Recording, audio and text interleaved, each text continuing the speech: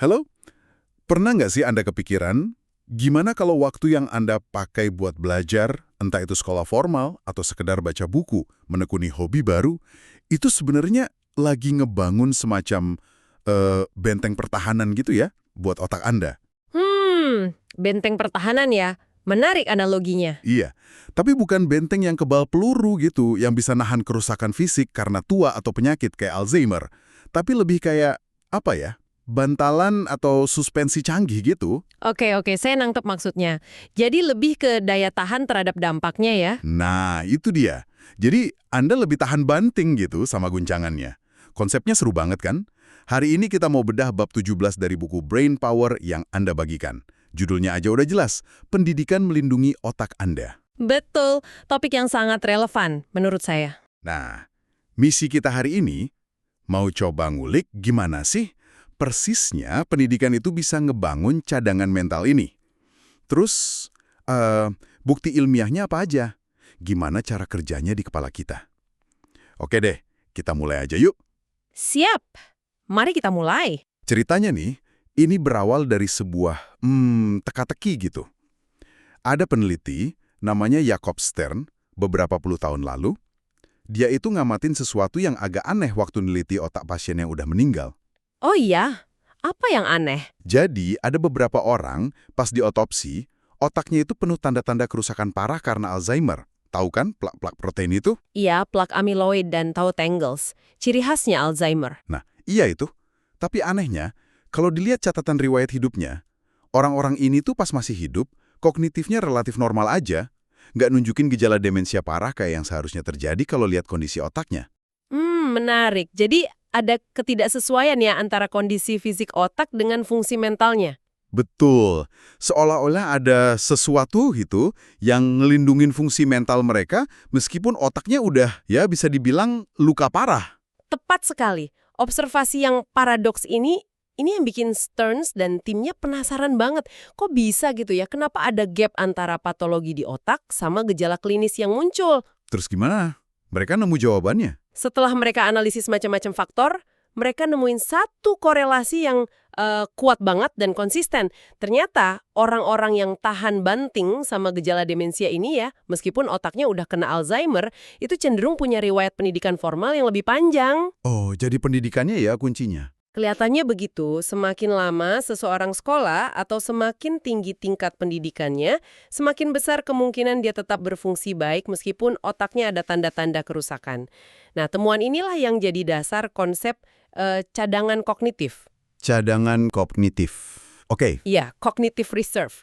Istilah ini intinya nunjuk ke kemampuan otak buat ngatasin atau mengkompensasi kerusakan yang ada, jadi bisa tetap berfungsi efisien. gimana tuh cara kerjanya? Stern sendiri pakai analogi yang bagus banget. Bayangin cadangan kognitif itu kayak punya rekening tabungan mental. Rekening tabungan mental. Oke, saya suka itu. Iya kan? Setiap kali kita pakai otak buat aktivitas mental yang menantang, belajar di sekolah, mecahin masalah rumit di kerjaan, belajar bahasa baru, main musik, bahkan debat seru, itu kayak kita lagi nabung ke rekening itu. Hmm, hmm. Nah, pengeluaran tak terduga, misalnya selnya rusak karena tua atau kena stroke, cedera kepala, atau penyakit kayak Alzheimer tadi, kita bisa narik dari tabungan ini. Jadi kayak dana darurat buat otak ya? Persis. Otak yang cadangannya lebih gede, dia lebih mampu nyari cara alternatif buat ngerjain tugas, ngerahin jaringan saraf lain, atau kerja lebih efisien buat mempertahankan fungsinya. Yang penting banget dipahami di sini nih. Apa tuh? Ini bukan berarti pendidikannya itu nyegah plak amiloidnya terbentuk atau nyegah kerusakan fisiknya. Bukan itu. Kerusakannya mungkin tetap ada, Oh, oke. tapi otak dengan cadangan kognitif yang bagus itu punya kapasitas lebih gede buat bekerja mengakali kerusakan itu. Gitu. Oke. Analogi rekening tabungan mental itu membantu banget gebayanginnya. Berarti pendidikan dan stimulasi mental itu kayak investasi jangka panjang ya buat bangun dana darurat otak? Betul sekali. Tapi pertanyaan berikutnya nih, gimana persisnya proses nabung ini terjadi di level biologis? Maksudnya, apa sih yang secara fisik berubah di otak kita pas kita belajar yang kemudian ngasih perlindungan fungsional ini? Mekanismenya gimana? Nah, ini area riset yang masih terus berkembang ya. Tapi ada beberapa teori utama yang cukup kuat buktinya. Teori pertama, dan mungkin yang paling populer, itu bilang kalau pendidikan dan pengalaman belajar yang kaya itu ngebantu bangun jejaring saraf yang lebih kompleks, lebih kuat, dan lebih efisien. Jejaring saraf yang lebih kompleks. Maksudnya? Bayangin aja otak itu kayak kota gede. Pendidikan itu kayak ngebangun infrastruktur jalan yang lebih banyak dan lebih bagus.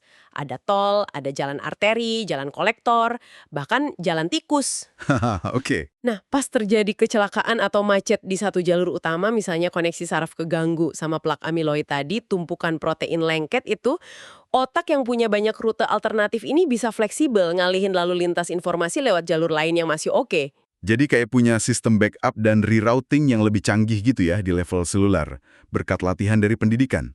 Kira-kira begitu. Proses ini melibatkan nambahnya jumlah sinaps, itu sambungan antar neuron, dan nguatin koneksi yang udah ada. Jadi otak bisa ngerahin area yang beda atau area tambahan buat ngerjain tugas mental. Ini nunjukin plastisitas otak, kemampuannya buat adaptasi dan berubah karena pengalaman. Oke, masuk akal banget. Ada mekanisme lain nggak selain jejaring yang lebih kompleks ini? Ada. Teori lain yang juga penting, dan ini nggak saling meniadakan sama yang pertama, malah bisa saling melengkapi. Teori ini bilang kalau pendidikan bisa ningkatin efisiensi pemrosesan informasi di otak. Efisiensi, maksudnya gimana tuh? Artinya, otak yang terlatih itu bisa ngerjain tugas kognitif yang sama, tapi pakai sumber daya atau energi yang lebih sedikit. Atau bisa nyelesain tugas lebih cepat. Kayak kita nge-upgrade software atau hardware komputer gitulah, jadi bisa jalanin program lebih mulus. Oke. Nah, waktu otak jadi lebih efisien, dia jadi punya ruang atau kapasitas lebih buat ngatasin penurunan fungsi gara-gara kerusakan. Efisiensi ini bisa kelihatan dari kecepatan mikir, memori kerja, kemampuan fokus. Oke, jadi ada dua ya, jejaring lebih kompleks dan efisiensi lebih tinggi. Mungkin kalau orang dengan cadangan kognitif lebih tinggi, yang seringnya ya karena pendidikan dan kerjaan yang kompleks, itu cenderung pulih lebih baik secara fungsional setelah kena stroke atau cedera otak. Wah, jadi lebih luas ya dampaknya? Iya, otak mereka kayaknya lebih mampu buat reorganisasi dan kompensasi area yang rusak. Implikasinya memang luas banget ya, bukan cuma soal demensia, tapi ketahanan otak secara umum. Tapi, kita butuh bukti yang lebih konkret dong. Selain observasi awal Stern tadi, studi apa aja sih yang dukung klaim hubungan kuat antara pendidikan sama penurunan resiko demensia ini? Seberapa gede efeknya? Bukti ilmiahnya sebenarnya cukup banyak dan kuat ya dari berbagai studi epidemiologi skala besar. Salah satu tinjauan sistematis yang sangat berpengaruh itu dilakukan oleh Michael Valenzuela dan Perminder Sachdev tahun 2006. Oke, Valenzuela dan Sachdev. Apa temuan mereka? Mereka ngumpulin dan analisis data dari 22 studi kohort prospektif yang beda-beda. Jadi studi ini ngikutin sekelompok besar orang selama bertahun-tahun buat lihat siapa aja yang akhirnya kena demensia. Hasil gabungannya itu, wah mencolok banget. Gimana tuh hasilnya? Mereka nemuin kalau orang dengan tingkat pendidikan tinggi, biasanya di atas 12 tahun sekolah formal atau lulus SMA ke atas lah, itu punya resiko kena demensia sekitar 47% lebih rendah dibanding yang pendidikannya rendah. Wow, 47%. Hampir setengahnya ya. Itu gede banget. Gede banget, signifikan sekali. Hampir separuh risikonya berkurang. Tinjauan itu lihat faktor lain juga nggak selain sekolah formal? Iya, mereka lihat juga faktor-faktor lain yang terkait sama aktivitas mental. Misalnya, status pekerjaan yang menantang secara kognitif. Pekerjaan yang bikin mikir keras gitu ya? Betul, kerja yang butuh banyak mikir, mecahin masalah, belajar terus, nah itu juga ngurangin risiko demensia sekitar 44%. Wah, mirip-mirip ya angkanya sama pendidikan? Iya, terus punya skor IQ yang lebih tinggi juga nunjukin efek perlindungan, turunin risiko sekitar 42%. Jadi, tinjauan ini ngasih bukti kuantitatif yang kuat banget buat gagasan kalau jaga otak tetap aktif lewat macam-macam cara, pendidikan, kerjaan, mungkin kemampuan intelektual dasar, itu ngasih perlindungan nyata dari demensia. Angka-angkanya emang meyakinkan banget sih. Nah, sekarang gimana dengan bukti dari dalam otaknya sendiri? Bisa nggak kita lihat jejak cadangan kognitif ini beraksi pakai teknologi kayak MRI atau PET scan gitu? Secara nggak langsung, iya bisa. Teknologi pencitraan otak ini udah ngasih kita jendela yang menarik buat lihat fenomena ini. Studi pakai PET scan misalnya itu kan bisa ngukur tingkat tumpukan plak amiloid atau protein tau di otak orang yang masih hidup. Terus apa yang kelihatan? Nah, yang sering ditemuin itu sebuah paradoks lagi. Di antara orang-orang yang didiagnosis Alzheimer, mereka yang pendidikannya lebih tinggi itu seringkali nunjukin jumlah plak dan kekusutan protein di otaknya lebih banyak dibanding pasien yang pendidikannya rendah. Loh, kok bisa? Bukannya harusnya gejalanya lebih parah? Nah, itu dia. Justru tingkat keparahan gejala klinisnya kayak masalah memori atau fungsi sehari-hari itu bisa jadi setara atau bahkan lebih ringan. Wah, jadi otaknya bisa nahan lebih banyak kerusakan fisik sebelum fungsinya benar-benar drop ya? Kelihatannya begitu. Seolah-olah otaknya lebih toleran. Terus studi lain pakai fMRI, itu yang lihat aktivitas otak, nunjukin kalau pas ngerjain tugas kognitif yang sama, orang dengan cadangan kognitif lebih tinggi itu pola aktivasi otaknya beda. Bedanya gimana? Kadang lebih efisien, jadi pakai area otak lebih sedikit, atau kadang lebih kompensatoris, jadi ngerahin area tambahan buat ngebantu. Beda sama yang cadangannya lebih rendah. Ini semua dukung gagasan kalau otak yang terlatih itu cara kerjanya beda pas ngadepin tantangan. Oke, ini semua kedengarannya positif banget ya. Pendidikan kayak perisai. Tapi, mari kita gali lebih dalam lagi deh. Ini jadi agak rumit nih. Silakan, silakan. Justru bagian menariknya di sini. Pertanyaannya, apakah pendidikan itu benar-benar memperlambat proses penurunan kognitifnya itu sendiri seiring waktu? Atau efeknya lebih kayak ngasih kita titik awal atau baseline kemampuan kognitif yang lebih tinggi? Pertanyaan bagus. Maksudnya? Maksudnya, mungkin penurunannya sama aja kecepatannya. Tapi karena kita mulainya dari level yang lebih tinggi, jadi butuh waktu lebih lama buat nyampe ke batas di mana gejala demensia mulai kelihatan. Gimana tuh? Saya paham. Ini memang perdebatan penting. Saya ingat pernah baca ada studi tahun 2019 yang sempat rame. Katanya nggak nemu bukti kalau pendidikan ngaruh ke laju penurunan pada orang yang udah ada tanda-tanda awal demensia. Walaupun ada juga kritik soal metodologinya sih. Iya, saya ingat studi itu. Nah, apakah ini artinya mungkin aktivitas mental di usia yang lebih tua kayak terus kerja atau hobi yang rumit itu jadi lebih krusial buat jaga fungsi otak dibanding efek pendidikan formal pas muda yang mungkin dampaknya udah mulai pudar? Anda ngangkat poin yang sangat penting, dan ini jadi inti perdebatan ilmiah yang masih jalan soal mekanisme pasti cadangan kognitif. Pandangan alternatif yang Anda sebut tadi kalau pendidikan itu utamanya ningkatin baseline kognitif awal, itu sering disebut teori kemampuan awal atau jarak jatuh yang lebih jauh. Jarak jatuh yang lebih jauh. Oke. Idenya persis kayak yang Anda gambarin. Orang dengan pendidikan lebih tinggi biasanya mulai masa dewasa dengan fungsi kognitif yang lebih baik. Memorinya lebih tajam, mikirnya lebih cepat gitu kan? Iya. Nah, pas proses penuaan atau penyakit mulai ngerogotin kemampuan ini, meskipun laju penurunannya mungkin sama aja sama orang yang pendidikannya rendah, misalnya kehilangan sekian poin kemampuan per tahun, tapi orang yang mulainya dari level 100 kan butuh waktu lebih lama buat turun ke level 50, ambang batas diagnosis demensia, dibanding yang mulainya dari level 70. Masuk akal juga ya teori ini? Iya, pandangan ini memang dapat dukungan dari beberapa analisis, termasuk tinjauan bukti yang lebih baru di tahun 2020. Kesimpulannya, meskipun pendidikan itu konsisten ningkatin tingkat kemampuan kognitif secara umum, bukti kuat kalau pendidikan secara aktif memperlambat laju penurunannya itu masih kurang konklusif atau lebih susah dibuktiin. Jadi, mungkin dua-duanya berperan ya? Tapi penekanannya lebih ke kapasitas awal. Dan otak secara umum, kayak gaya hidup sehat, yang seringkali juga nyambung sama tingkat pendidikan kan? Artinya, bisa jadi bukan soal rem yang lebih pakem buat ngelambatin laju penurunan, tapi lebih kayak tangki bensin yang lebih gede di awal. Jadi kita bisa jalan lebih jauh sebelum bensinnya habis. Mana nih yang sebenarnya kabar baik yang lebih gede? Dua-duanya sebenarnya kabar baik kok. Cuma implikasinya agak beda aja. Kalau pendidikan ngelambatin laju penurunan, artinya ada proses perlindungan aktif yang jalan terus. Kalau lebih ke ningkatin baseline, artinya investasi di awal hidup itu ngasih modal yang tahan lama. Oke. Situasinya bisa lebih rumit lagi karena riset baru juga mulai ngasih sinyal kalau efek perlindungan dari pendidikan ini mungkin nggak seragam di semua populasi. Ada studi yang nunjukin kalau hubungan antara pendidikan dan resiko demensia itu bisa beda-beda antar kelompok etnis atau ras. Wah, kenapa bisa gitu? Nah, ini menimbulkan pertanyaan penting. Apa karena kualitas pendidikannya beda, faktor sosial ekonomi, stresor lingkungan, atau jangan-jangan ada interaksi sama faktor genetik? Jelas ini area yang butuh riset lebih lanjut buat pahami nuansanya. Oke, tadi kita juga nyebut soal IQ ya, yang disebut Valenzuela and Sachs-Deb sebagai faktor pelindung. Gimana kita memahami peran IQ di gambaran besar ini? Hubungannya sama pendidikan? Apa ini dua hal pisah atau nyambung banget? Nah, itu dia. Saya ingat pernah lihat data lain, katanya skor IQ lebih rendah pas SMA, itu ada kaitannya sama resiko Alzheimer yang 17% lebih tinggi nanti.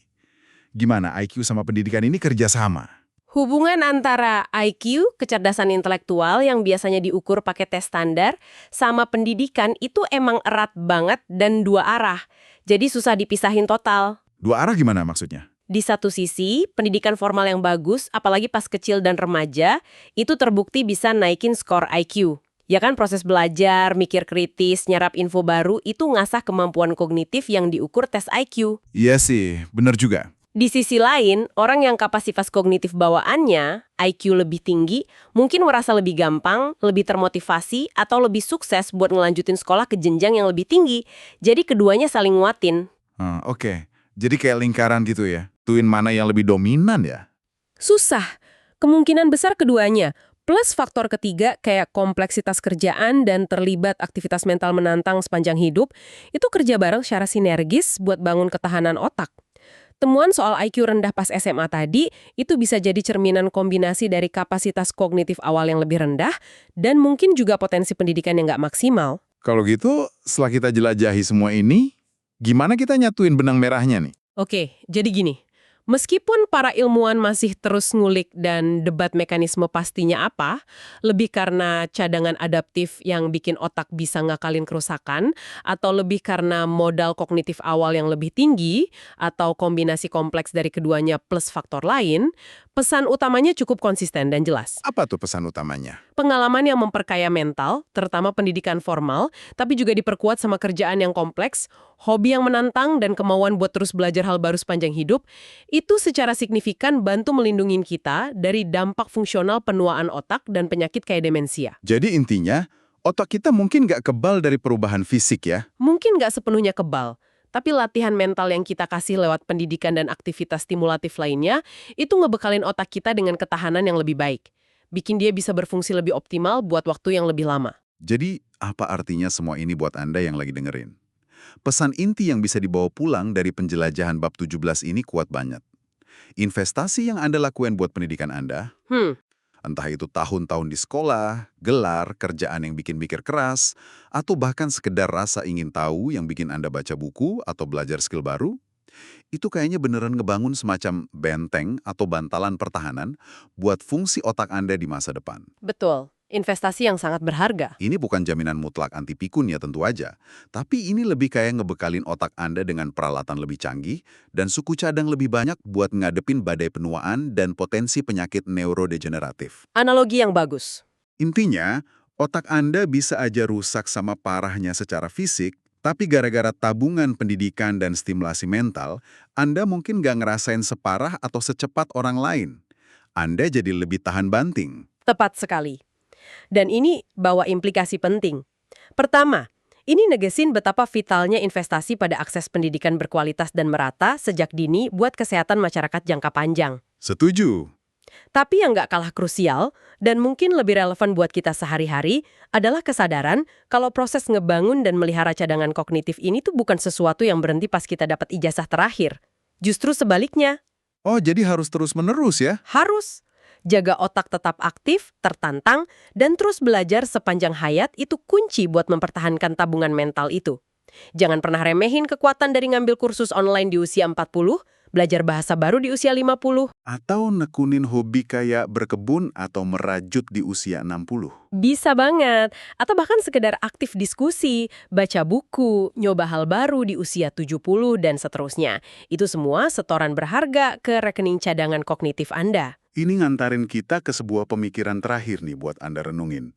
Kalau kita tahu stimulasi mental sepanjang hidup ini penting banget buat bangun benteng pertahanan otak, gimana ya caranya kita bisa lebih sadar dan sistematis ngerancang urang berbagai aspek hidup kita?